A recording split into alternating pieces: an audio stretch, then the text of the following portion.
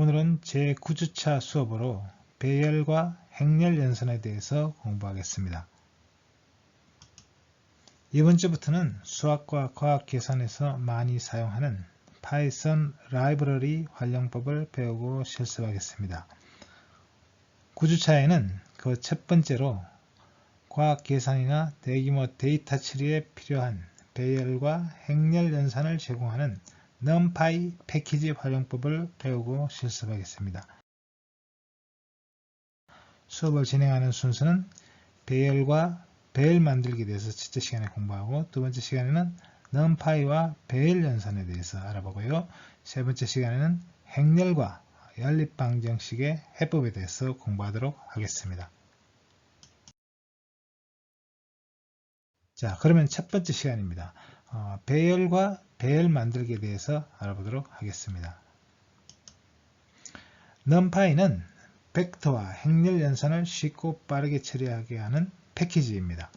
numpy를 이용하여 다차원 배열 객체를 생성하는 방법을 알아보고 다차원 배열 연산과 유니버설 함수에 대해서 알아보고 실습하겠습니다.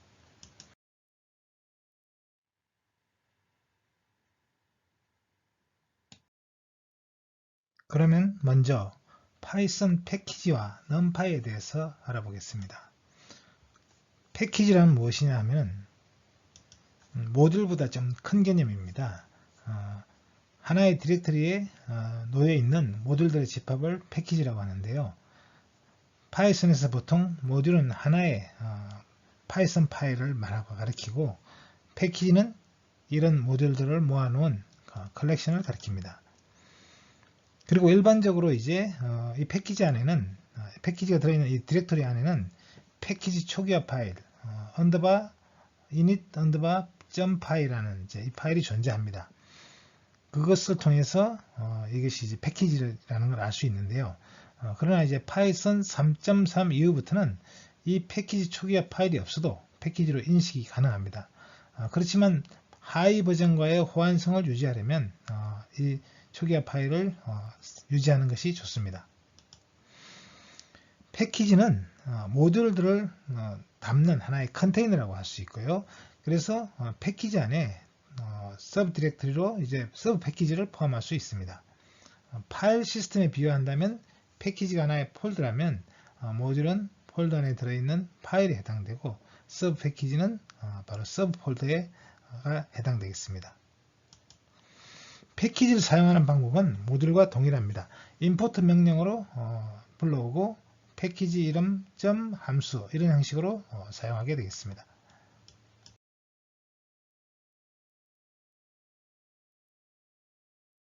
자, 과학 기술 계산에 많이 사용되는 파이썬 패키지를 소개하겠습니다. 이 패키지들은 대표적인 과학 계산용 파이썬 패키지들인데요. 데이터를 저장하는 형식, 배열을 이제 지원하고 데이터의 시각화를 도와주는 패키지들입니다. 가장 대표적인 패키지가 numpy인데요. numpy는 계산과학 분야의 핵심이 되는 파이썬 패키지고 또 이후에 소개할 패키지들은 다 numpy를 기초로 사용하고 있습니다. numpy는 이제 C언어로 구현된 수치 계산을 위한 패키지로 속도가 굉장히 빠르다는 것이 장점이 되겠습니다. scipy는 numpy를 바탕으로 만들어진 과학 및 공학 분야에 유용한 패키지입니다. numpy 배열을 다루는 많은 함수들을 제공하고 있습니다. matplotlib 라이브러리는 차트와 같은 이제 데이터 시각화를 지원하는 파이썬 패키지입니다. 그래서 빅데이터를 다룰 때 이제 데이터 과학에서 많이 사용하고 있는 패키지가 되겠습니다. 자, 그러면 먼저 numpy 패키지를 소개하겠습니다. numpy는 Numerical Python의 약자입니다. 그러니까 수치 계산용 파이썬이라는 이야기죠. 파이썬에서 매트랩과 같은 이제 기능을 구현하고자 numeric이라는 이름으로 프로젝트가 시작되었다가 numArray라는 패키지와 통합되면서 numpy로 이름이 바뀌었습니다. 그래서 이 numpy는 파이썬과 C, C++, 포트란 코드를 통합하는 도구입니다.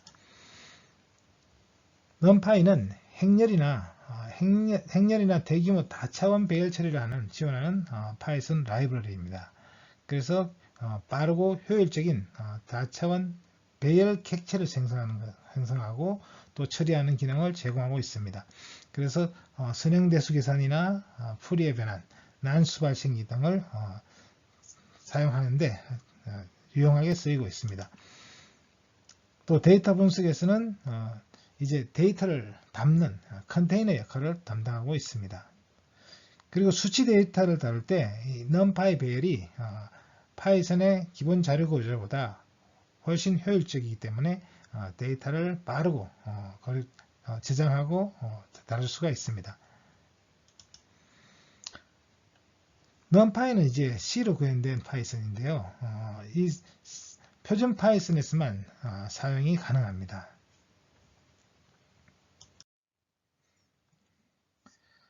자, numpy는 이제 서브 패키지를 가지고 있는데요. numpy의 중요한 서브 패키지가 중에 하나가 이제 난수 모듈을 지원하는 numpy.random이라는 모듈입니다. 그러니까 numpy 아래에 있는 random이라는 서브 모듈 안에 들어있는 디렉터리 안에 들어있는 이제 패키지가 되겠습니다. 난수 배열을 생성하게 하고 그래서 여기 난수는 다양하게 지원이 됩니다. 일반적인 이제 유니폼한 난수 또는 이제 정기 분포를 하는 난수 또 정수 난수 함수 이런 다양한 함수들을 지원하고 있습니다. 그리고 numpy.linearalgebra 이게 이제 선행대수 모듈인데요.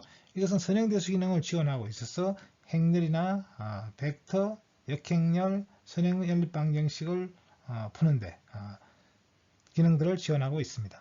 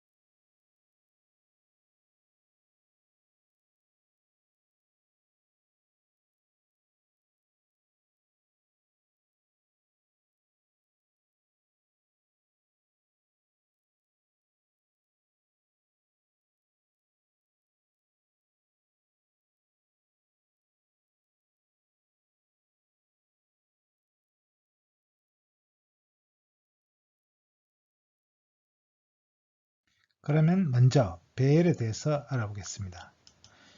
배열 자료형이란 대부분의 프로그래밍 언어에서 사용하는 기본적인 자료 구조의 하나입니다. 배열 자료형은 같은 종류의 데이터들을 순차적으로 저장한 자료 구조인데 인덱스를 이용해서 그 배열 데이터를 접근할 수 있습니다. 인덱스는 바로 배열의 시점으로부터 값이 저장된 상대적인 위치를 가리킵니다. 과학기술 계산에서는 배열을 많이 사용하는데 복잡한 자료 구조나 행렬이나 벡터 등을 표현하는 용도로 사용되고 있습니다. 그런데 파이썬은 기본적으로 배열 자료형을 제공하지 않습니다.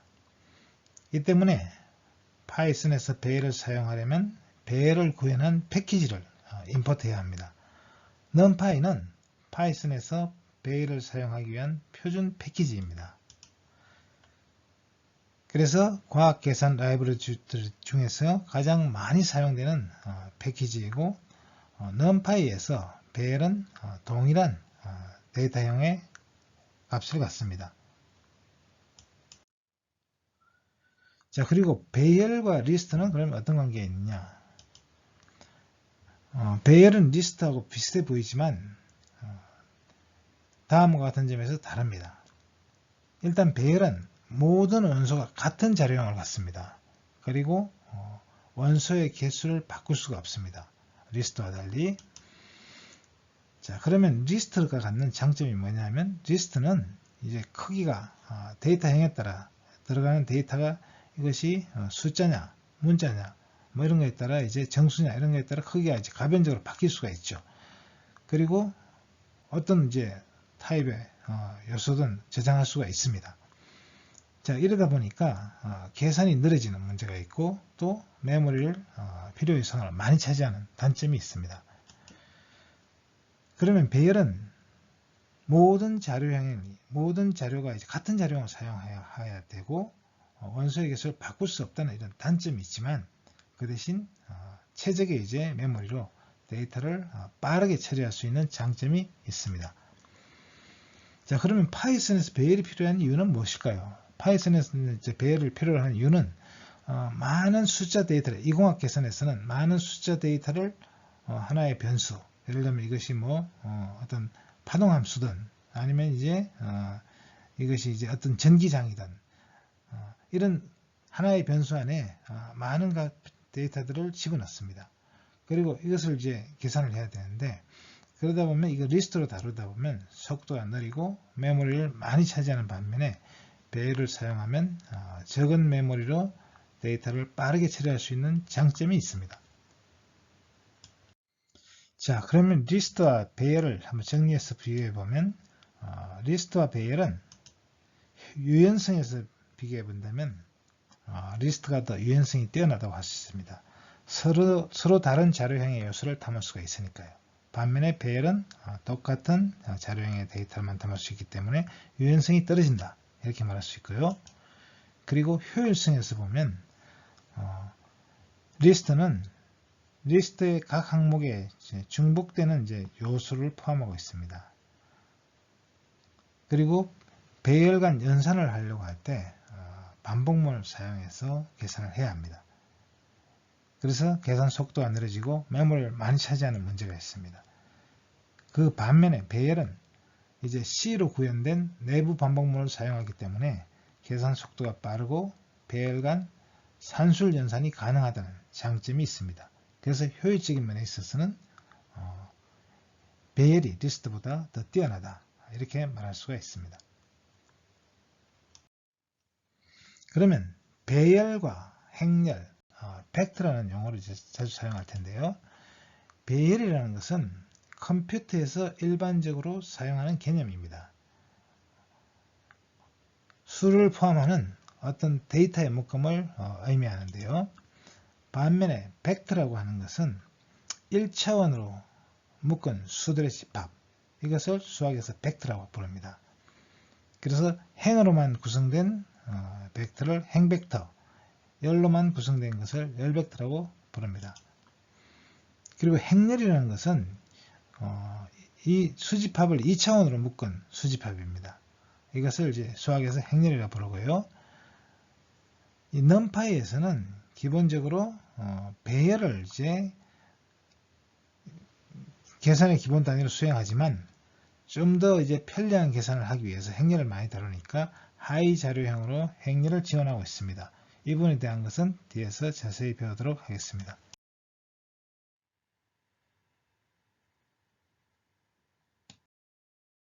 그러면 이제부터 배열을 만들어 보도록 하겠습니다. numpy 패키지는 여러가지 배열 생성 함수를 제공하고 있습니다. numpy에서 배열을 사용하려면 numpy 패키지를 먼저 임포트 해야 합니다.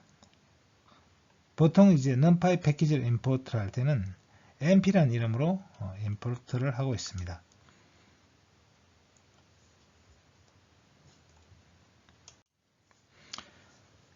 numpy에서 제공하는 배열 생성 함수로는 array 함수를 들 수 있습니다. array 함수는 인수를 이제 배열로 만들어줍니다. 그래서 예를 들면 리스트를 인수를 넣어주면 리스트를 배열로 만들고 튜플을 넣어주면 튜플을 배열로 만들게 되겠습니다. arrange 함수는 특정한 규칙에 따라 증가하는 수열형 배열을 만들어줍니다. 그리고 구간 배열 생성 함수들이 여러 가지가 있는데요.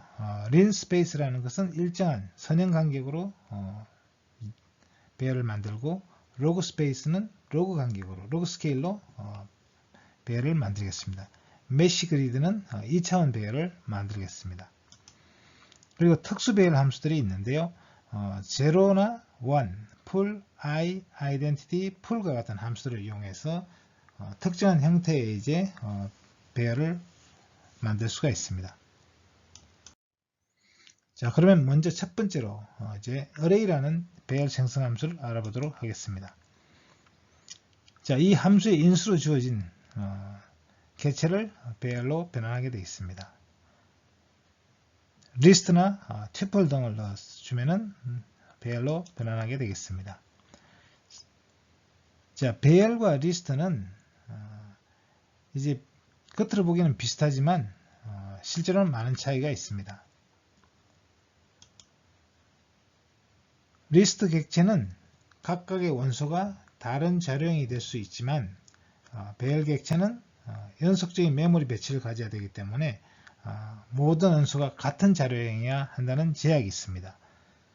자, 이러한 제약이 있는 대신에 이 원소에 대한 접근과 반복문을 실행하는 속도가 빠른 장점이 있습니다. 자, array로 1차원 배열을 만들기를 해보도록 하겠습니다. 자, 우리가 이제 range라는 이 함수를 이용하면 수열을 만들 수가 있다고 했습니다. 그래서 이 range 10개 원소를 갖는 변수를 r이라고 했습니다. 그리고 이 r을 물론 출력하면 range로 표시가 되겠죠. 그리고 이 r을 이제 list로 함수 안에 넣어주면 이 l은 이제 list가 되겠습니다. 그래서 그 리스트를 출력해보면 리스트로 나오는 걸 알 수 있습니다. 0에서 9까지. 그리고 이것을 배열로 만들려면 이제 array라는 numpy, 여기서 import 그냥 numpy로 했습니다. 그럴 때는 numpy.array로 해야 되겠죠. 그리고 리스트를 넣어주면 이것이 이제 배열로 바뀌겠습니다. A는. 그래서 array란 말이 앞에 붙어 있는 걸 봐서 이것이 배열이라는 걸 알 수가 있습니다. 그래서 여기서는 range라는 수열을 이제 리스트라는 집합 자료형으로 바꾸고 다시 리스트를 numpy array를 이용해서 배열로 바꾸었습니다. 하나만 더 해볼까요? 이번에는 이 range를 이제 tuple로 받았습니다. tuple로 받고 잘못 썼네요. 이게 리스트가 아니라 tuple인데 tuple로 받고 그리고 이것을 이제 array를 이용해서 배열로 변환하면 배열로 표시가 되겠습니다. 다음에는 array 함수로 2차원 배열을 만들어 보겠습니다. 자, 여기서도 numpy를 이제 np로 import를 했습니다. 그리고 array 함수를 이용해서 이제 2차원 배열이죠. 2차원 배열을 만들고 2차원 배열 B를 만들었습니다. 그리고 이 B를 출력하니까 2차원 배열이 됐죠.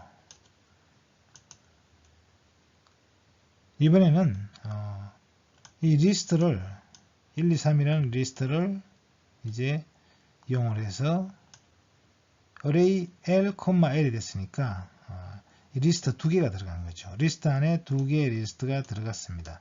그래서 A는 이제 array라는 함수를 이용했으니까 배열로 바뀌었겠죠. 실제로 A를 출력해보면 2차원 배열이 된 것을 알 수 있습니다. 자, 여기서는 이제 리스트 변수를 이용을 해서 이제 array 함수로 배열을 만들었습니다.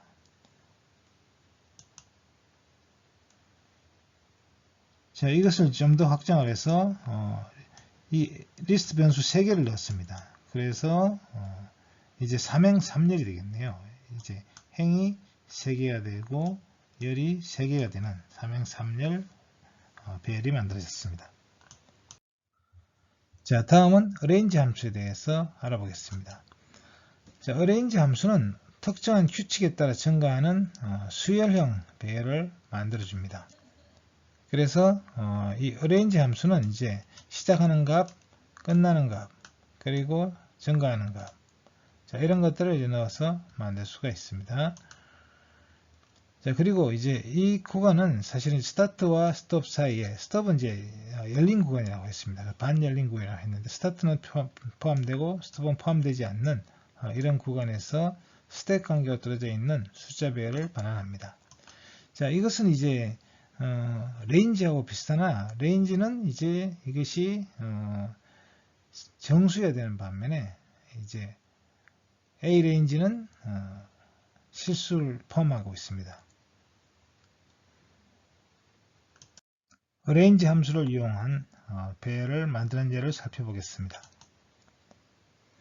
자, numpy를 np로 이제 임포트를 했고요. 그리고 arrange 10을 했습니다. 자, 그러면 이것은 0부터 시작을 해서 9까지 만들어지겠죠. 자, 그래서 이 arrange 함수는 바로 배열을 만들어줍니다. range 함수의 경우에는 어떤 이제 수열의 규칙만을 이제 보여주지만, 형식만을 보여주지만, arrange는 실제로 배열을 만들어준다는 점에서 range와 차이가 있습니다.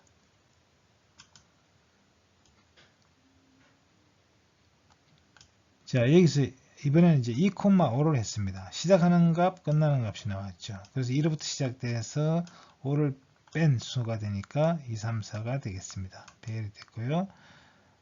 자, 그래서 이것은 뭐 레인지하고 비슷하게 생각하시면 뭐 기억할 수 있을 겁니다. 단지 이제 이것이 array라는 것, 배열이라는 것이죠.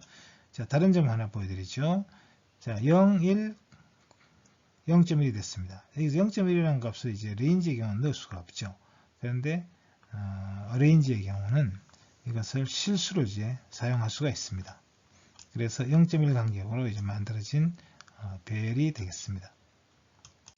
다음은 구간 배열을 생성하는 함수에 대해서 알아보겠습니다. 먼저 linspace는 지정한 개수만큼 균일한 간격의 구간을 만드는 데 사용합니다. 그래서 여기에는 시작하는 값, 끝나는 값, 그리고 개수, 그리고 마지막 점을 포함할지 말지를 true, false로 결정하겠습니다. 자, 그래서 실제 예를 보면은 linspace 1에서 5까지가 되고 개수가 5개가 되겠습니다. 1과 5는 양쪽 끝에 있는 점이니까요. 실제로 5니까 5에서 1을 뺀 4개의 구간으로 나누는 게 셈이 되겠습니다. 그래서 이 사이 간격이 4니까 4로 나누니까 1씩 증가하겠죠. 그래서 1과 5를 양끝점으로 하고 이제 1씩 나눠지니까 2, 3, 4, 5 이렇게 되겠습니다. 자, 근데 만약에 엔드 포인트를 이제 false로 설정하면 실제로 이제 5를 뺀 값을 이제 나누는 건데 결국은 이제 5까지 포함해서 5개로 나누고 그리고 5를 빼버리면 되겠습니다. 그러면 이 간격이 4가 되니까 4를 5로 나누니까 0.8씩이 되겠죠. 그래서 0.8씩 증가하고 마지막에 5가 없게 되겠습니다. 그래서 실제로 4.2가 이제 맨 마지막이 되겠습니다. 다음은 이제 로그 스케일로 지정할 때는 로그 스페이스가 되겠습니다. 그래서 이것은 이제 로그 스케일로 지정된 범위에서 지정한 개수만큼 균등 규간을 만드는 함수가 되겠습니다. 자, 여기도 스타트, 스톱이 있고 넘버가 있고요. 그 다음에 로그에 이제 이건 미수가 되겠죠. 미수를 얼마를 할 거냐, 베이스. 보통은 이거 10으로 합니다. 디폴트가. 그리고 이제 마지막 점을 포함할지 말지를 결정하죠. 자, 그럼 여기 로그 스페이스에서 0이고 처음 값이, 나중 값이, 끝 값이 1입니다. 그리고 이제 10개로 나누고요.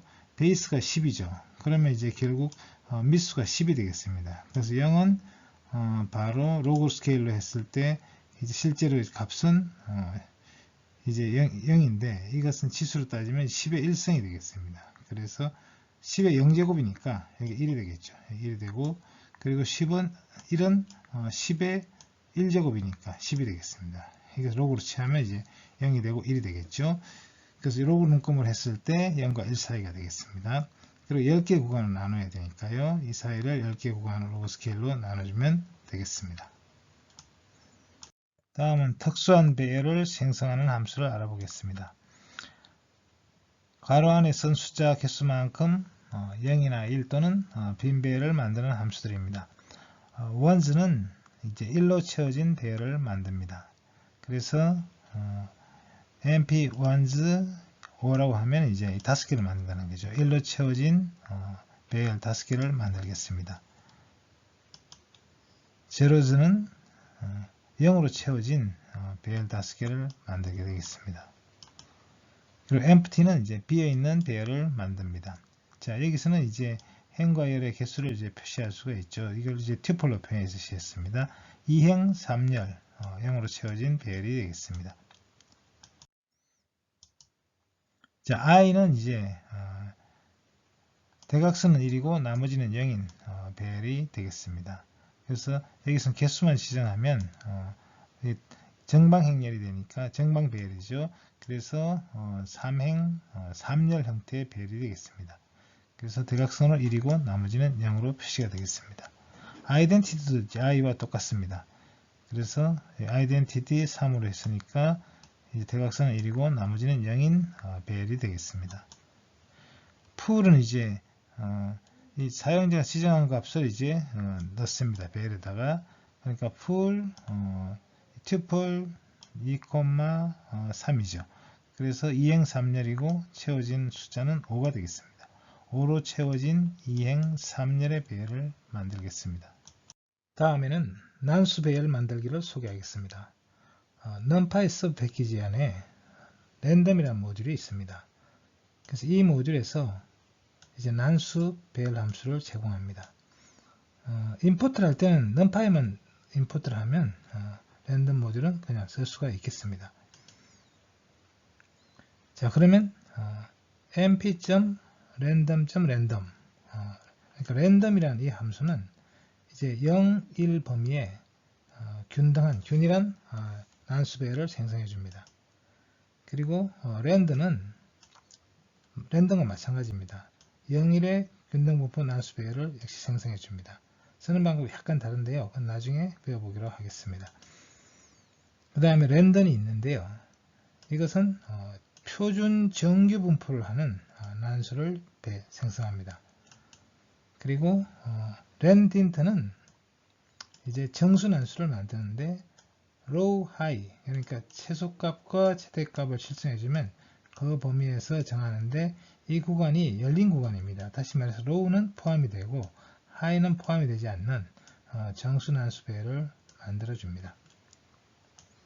그러면 난수 배열 만들기 실습을 해보도록 하겠습니다.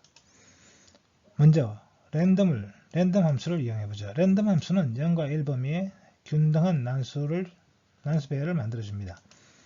자, 그래서 numpy를 일단 mp로 이름으로 임포트 했고요. 그러니까 우리가 이제 랜덤 모듈을 쓰려면 mp 안에 있는 랜덤 모듈 안에 랜덤을 써야 되겠죠. 이 서브 모듈이니까. 그리고 이제 10을 넣었으니까 10개를 만들게 되겠습니다. 자, 실제로 만들어 보면 이제 이렇게 이게 배열의 형태로 주어집니다. numpy를 쓰게 되면 이제 배열의 형태로 주어지기 때문에 배열형이 되고요. 그리고 그 안에 10개의 난수가 들어 있습니다. 자, 다음에는 랜드라는 함수를 이용해 보겠습니다. 랜드도 0과 1 사이에 균등 분포하는 난수 배열을 만들어 줍니다. 자, 이 난수는 이제 이번에 이제 x하고 y 두 개를 만들어 보겠습니다. 하나는 x 좌표를 랜덤 넘버 100개를 지금 만들었죠. 랜드라. 그리고 y도 100개를 만들었습니다. 그래서 이 두 개의 난수가 이제 어느 정도로 분포하고 있는지를 보기 위해서 이제 이것을 차트로 이제 만들어 봤습니다. 그래서 차트를 그리려면은 matplotlib .pyplot을 써야 된다고 전에 말씀드렸는데, 자, 이 패키지를 불러와야 됩니다. 이 패키지에 대해서는 우리가 다음 주에 공부를 하게 될 텐데요. 일단은 그래프를 그리려면 이제 이 패키지가 있어야 된다 하는 걸 아시면 되겠고요. 그 다음에 이제 이것을 plt라는 이름으로 이제 임포트를 했습니다. 자, 그리고 이걸 그래프를 그리려면 이제 plt 안에 있는 플롯이라는 함수를 이용해야 됩니다. 그래서 x와 y 두 개 데이터가 있죠. 그리고 그 지점에 표시를 이제 원으로 표시하기 위해서 기호 동그라미를 넣었습니다. 그러면 이제 이 좌표가 이제 x가 랜덤하게 나올 테고 이쪽 수평 좌표요. 그리고 y도 랜덤하게 나오겠죠. 그리고 이 난수는 0에서 1 사이가 되니까 0에서 1 범위로 이 값이 변하고요. x도 0에서 1 범위로 변하게 됩니다. 그래서 여기 임의 난수 하나가 이렇게 생기면 x값, y값, 또 x값, y값이 이렇게 주어지겠죠. 그것을 좌표로 찍은 겁니다. 자, 그럼 이 100개의 점이 이제 여기에 거의 뭐 균등하게 이제 퍼져 있는데 이것을 보고 이제 난수가 얼마나 잘 만들어지고 있는가 시각적으로 확인할 수가 있죠. 그래서 이 난수는 이렇게 균등하게 이제 만들어진다는 걸 확인할 수 있겠습니다. 다음은 표준 정규 분포를 하는 난수 배열을 만들어 보겠습니다. 그러자면 랜덤이라는 함수를 이용해야 되겠고요. 그러면 이것은 표준 정규 분포 난수 배열을 만들어 주는데요. 평균값이 0이고 좌우로 대칭인 이제 가우시안 분포를 하는 난수 배열을 만들어 줍니다. 자, 그것을 이제 만들려면 랜덤 1000이라고 썼죠. 1000개의 난수를 만들었습니다. 그럼 이 1000개의 난수가 이제 가우시안 분포라는 게 확률이 균등한 확률이 아니라 이제 0을 중심으로 0이 최대가 되죠. 그리고 양쪽으로 이제 대칭인 형태로 가우스 분포를 하는 그런 이제 난수가 만들어져야 됩니다. 자, 이것을 시각적으로 확인하기 위해서 역시 이것도 이제 차트로 그렸는데요. 앞에 이제 우리가 PLT Matplot 라이브러리 .pyplot 그것을 임포트 해야 되겠죠. 그리고 hist라는 이제 히스토그램입니다. hist라는 함수를 이용하면 이 y 값에 대해서 이제 우리가 지금 얻어진 이 값을 y라고 나왔죠. y 값에 대한 도수 분포표를 그려줍니다. 그래서 이 그래프를 보시면 이렇게 가우시안 형태로 이렇게 분포하고 있는 걸 우리가 이제 확인할 수가 있습니다. 그래서 0의 값이 제일 많죠. 그리고 도수 1000개니까 이제 1000개에 대해서 도수 분포표를 그렸는데요. 그래서 0이 거의 한 160개 가까이 나오고 있죠. 그리고 바깥으로 가서 줄어들죠. 그래서 이것은 균등 난수가 아니기 때문에 마이너스 0을 중심으로 마이너스 값과 플러스 값을 이제 가지고 변하는데 전체적으로 가우스 분포를 하는 이런 난수를 만들어 줍니다. 자, 그 다음에는 정수 난수를 만들었습니다. 랜딘트가 그런 건데요. 로우는 이제 최소값, 하이는 최대값인데 이게 열린 구간이라고 했습니다. 로우는 포함이 되고 하이는 포함이 되지 않아요. 자, 그리고 사이즈를 이제 넣어주는데요. 그래서 여기서는 0과 10, 10은 빼지는 거죠. 0에서 9까지의 값이 변하겠고요. 그 다음에 사이즈 20개를 이제 만들었습니다. 자, 그래서 보시면 여기 나와 있는 값들이 보면 0이 포함되어 있고요. 그 다음에 여기에 10은 포함되어 있지 않는 걸 알 수가 있습니다. 다음은 2차원 난수 배열을 만들어 보도록 하겠습니다. 자, 2차원 난수 배열을 만들려면 일반 난수로 이제 만든 다음에 그것을 이제 reshape라는 이것도 numPy에 있는 함수입니다. numPy에 이제 이 행과 열의 크기를 이제 나타내는 것을 이제 shape라고 하는데 이 shape가 이제 3,4라는 이야기는 삼행사일이라는 뜻입니다. 근데 reshape는 이제 이것을 삼행사일로 만들어준다는 뜻입니다. 자, 이 부분 뒤에서 다시 shape를 배우겠습니다만 일단 reshape는 쉐이프의 모양을 바꾸는 겁니다. 그러면 일단 랜덤 12 하면 1차원 배열이 만들어집니다. 12개짜리. 근데 이거 리쉐이프 3행 4일로 했으니까 이제 3행 4일로 해서 전부 12개가 이제 자리를 차지하게 되는 거죠. 그러니까 2차원 배열로 변형하기 위한 쓰는 것이 리쉐이프 함수가 되겠습니다. 자, 그래서 이 리쉐이프 함수를 보면은 이제 리쉐이프 함수의 작용에 의해서 이것이 3행 4열로 이제 만들어졌습니다. 12개의 난수가. 자, 이런 방법으로 정수 난수도 마찬가지입니다. 랜딘터 이제 0에서 9까지죠. 9까지의 난수가 12개가 이제 있는데 이것도 역시 리쉐이프 3,4로 했으니까 3행 4열로 바뀌겠습니다. 그래서 보시면 0부터 9까지 숫자가 이제 일렬로 늘어서지 않고 3행 4열로 바뀐 것을 볼 수 있습니다. 자, 랜딘트를 쓸 때 이렇게 리쉐이프를 쓰지 않고 여기서 바로 이제 쉐이프를 정해줄 수 있습니다. 3,4가 이제 쉐이프인데 쉐이프는 일반적으로 이제 튜플의 형태로 주어집니다. 그래서 이것이 이제 튜플로 쓰기 때문에 이 가로가 들어간 겁니다. 양쪽에. 그래서 튜플을 지정해주면 3행 4열로 만들어줍니다. 그래서 이렇게 3행 4열로 만들어졌습니다.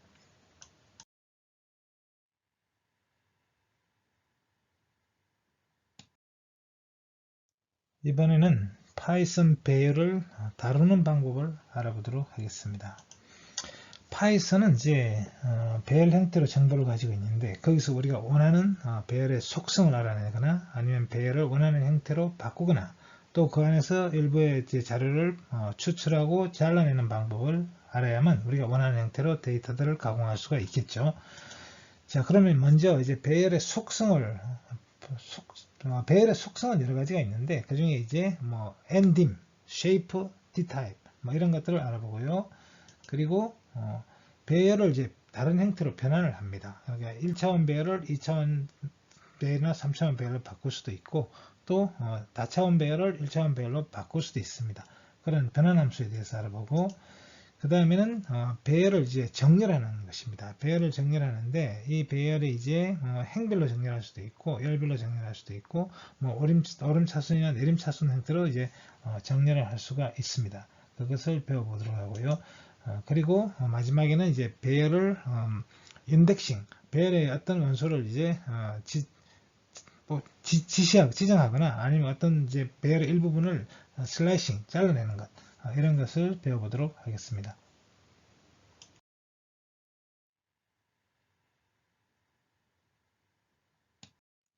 배열은 다음과 같은 속성을 갖습니다. 자, 엔딤이라는 속성은 이제 배열의 차원을 말합니다. 그리고 쉐이프는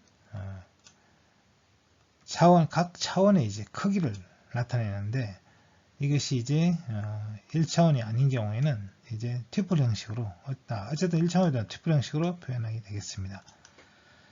그리고 D타입은 이제 배열의 자료형을 나타냅니다. 그래서 numPy에서 배열의 원소는 모두 동일한 자료형을 갖습니다.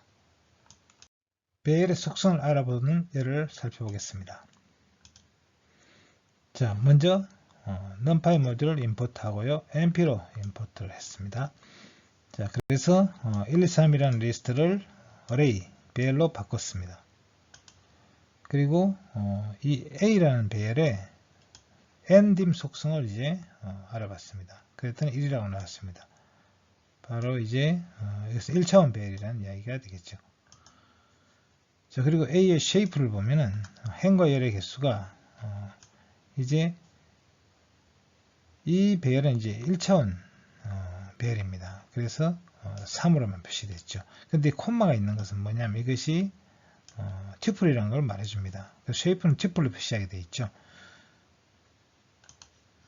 그리고 데이터 타입을 보면 int32 정수형이라는 걸 이제 말해주고 있습니다. 자, 이번에는 2차원 배열을 살펴보겠습니다. 1, 2, 3, 4, 5, 6으로 되어 있는 2차원 배열이고요. 이것을 B라고 했을 때 차원을 물어봤습니다. B.endim을 보면 이것이 2차원 배열임을 말해주고 있습니다. 그리고 쉐이프를 보면 행과 열의 개수가 2,3로 되었습니다. 행이 2행이고 그렇죠. 열이 3개가 되겠습니다. 2행 3열의 배열이 되겠습니다. 그리고 데이터 타입은 역시 정수형이 되겠습니다. 배열 자료형은 모든 요소들이 같은 데이터형을 갖습니다. 그래서 이 데이터형의 크기를 파이썬에서 배열을 지정할 때 정의할 수 있습니다. 그래서 이제 이 D타입이라는 이제 속성이 있는데 배열을 지정할 때 이 속성에서 이제 정수로 지정하고 싶으면 i를 쓰고 실수로 지정하고 싶으면 f를 씁니다. 근데 이 i도 여러 가지가 있습니다. 그래서 이것이 64비트 정수냐 또는 이제 64비트 실수냐 이런 거에 따라 이제 뒤에다 숫자를 붙입니다. 그래서 64비트는 이제 8바이트죠. 그래서 i8이라고 쓰면 64비트 정수고 f8이라고 쓰면 64비트 실수가 되겠습니다. 그래서 사용하는 방법은 이렇게 쓰겠습니다.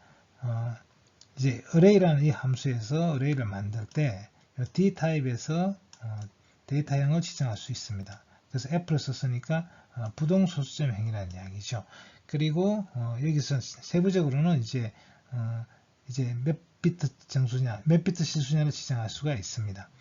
자, 이렇게 지정을 했더니 이제 여기서는 기본적으로 x.d타입을 하면 속성을 보여줍니다. 그것이 d타입은 f_32라는 거죠. 바로 32비트 실수로 기본적으로 설정이 됐다는 거죠. 일단 실수를 지정하면 실수를 하되 그 다음에 몇 비트를 할 것이냐 하는 것은 기본적으로 32비트입니다. 만약에 여러분들이 이제 정수를 하고 싶다. 그럼 i로 지정을 했다. 그러면 기본적으로 64비트가 아니라 이것도 역시 32비트가 됩니다. 그래서 보통 i8이라고 써도 되고 mp.int 64 이렇게 써도 됩니다. 그러면 이제 이것은 numpy 이제 int 64 데이터형이라는 이야기가 되겠죠. 그리고 4비트의 경우는 i4라고 써도 되고 또는 mp.int 32 이렇게 써도 됩니다.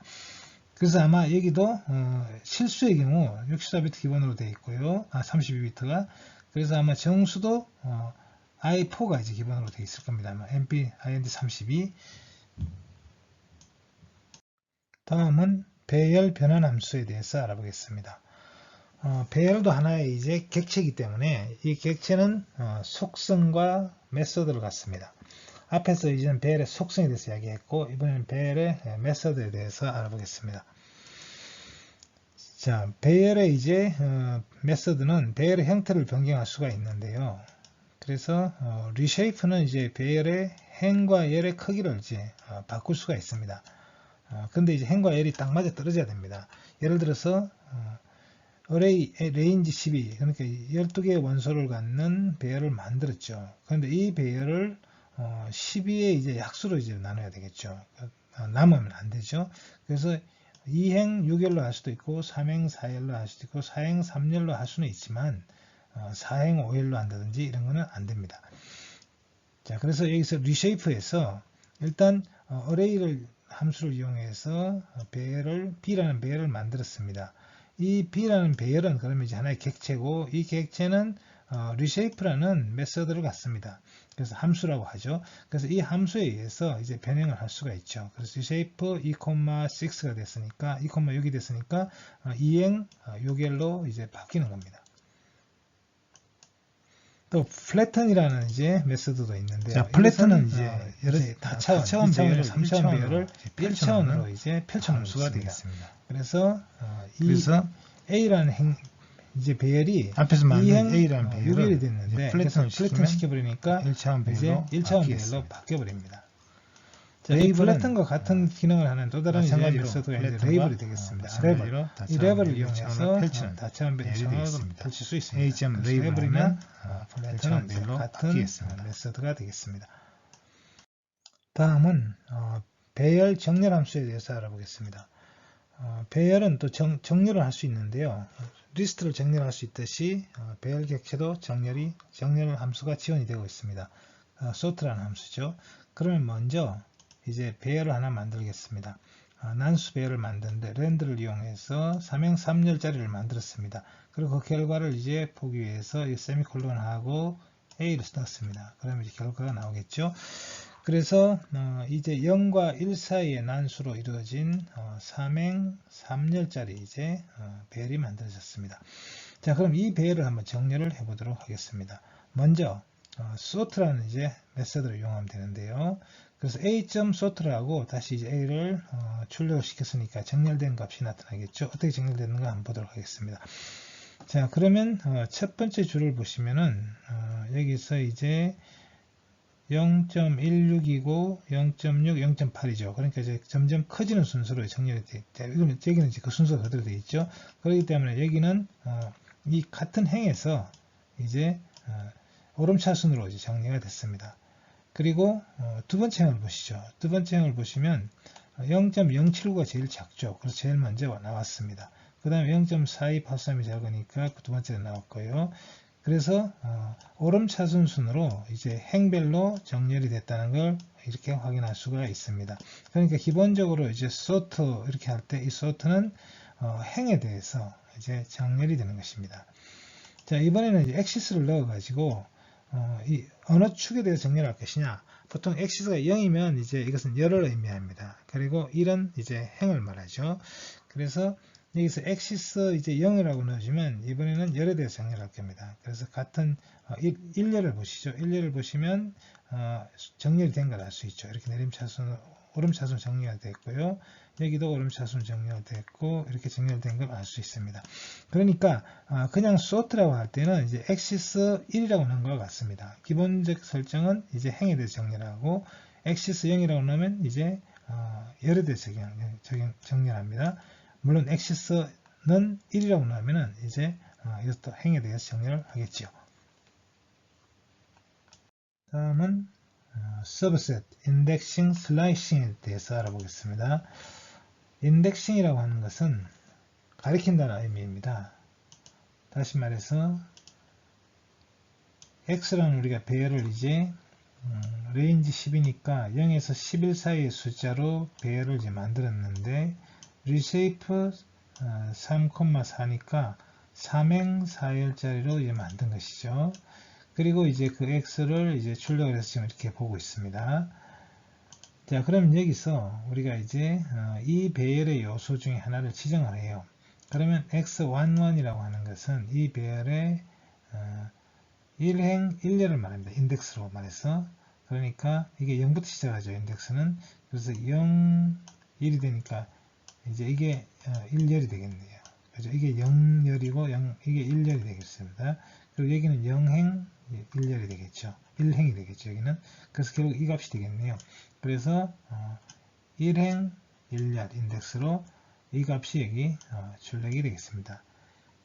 또 이번에는 x1이라고 썼어요. 그러면 이거는 이제 뒤에 열이 뒤에 생략된 걸로 봐야 됩니다. 그러니까 열은 모든 게 다 나온다는 뜻이죠. 그러니까 다시 말해서 1행을 이제 2행을 출력하나 이런 이야기가 되겠죠.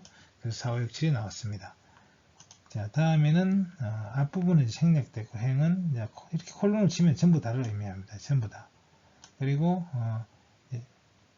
1이라고 썼으니까 이것은 이제 1열이 되겠네요. 2열이 되겠습니다. 그래서 1, 5, 9가 출력이 되겠습니다. 아래로. 자, 이런 식으로 이제 인덱싱을 해서 배열의 일부분을 가리킬 수가 있습니다. 자, 그럼 슬라이싱이란 뭐냐? 슬라이싱은 잘라낸다는 의미니까 그것을 가져와서 뭔가 이제 다른 걸 만드는 것이죠. 그래서 이제 1행부터 나머지 전부 다죠. 이건 1열부터 전부 다입니다. 그러면 여기서는 이제 아마 5, 6, 7, 9, 10, 11이 될 겁니다. 그래서 그것을 여기서 이제 출력을 했습니다. 자, 그래서 이것을 이제 y로 바꿨죠. 그러니까 잘라내서 이것을 새로운 이제 배열로 만든 겁니다. 자, 이번에는 x의 이제 1행 2열 1행에서 이제 이건 1은 포함되지 않으니까 결국 1행이 되겠죠. 그리고 열은 1열에서 3열까지가 되겠습니다. 그래서 여기서 이제 바로 6, 7에 해당되는 6, 7이 아니죠. 5, 6이죠. 앞에 5, 6에 해당되는 값을 이제 출력을 하게 되겠습니다.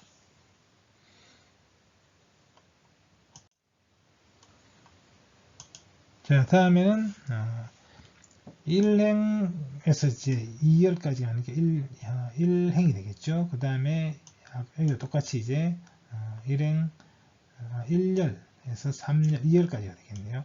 이것을 이제 y라고 나왔고, 그 다음에 또 0행을 이제 0행 그리고 0열, 1열을 이제 z라고 나왔습니다. 그래서 이 두 값을 이제 더했더니 이제 5와 7이 나왔습니다. 자, 이런 식으로 이제 배열의 일부분을 인덱싱을 하거나 슬라이싱을 해서 새로운 변수로 이제 지정할 수도 있습니다. 그래서 우리는 이제 이런 배열들을 우리가 원하는 만큼을 잘라서 어떤 서브셋을 만들 수도 있고 또 그 중에 일부를 이제 잘라내서 이제 다른 배열로 이제 만들 수도 있습니다. 아니면 어느 부분만을 가리켜 주어서 그 값을 읽어낼 수도 있고요.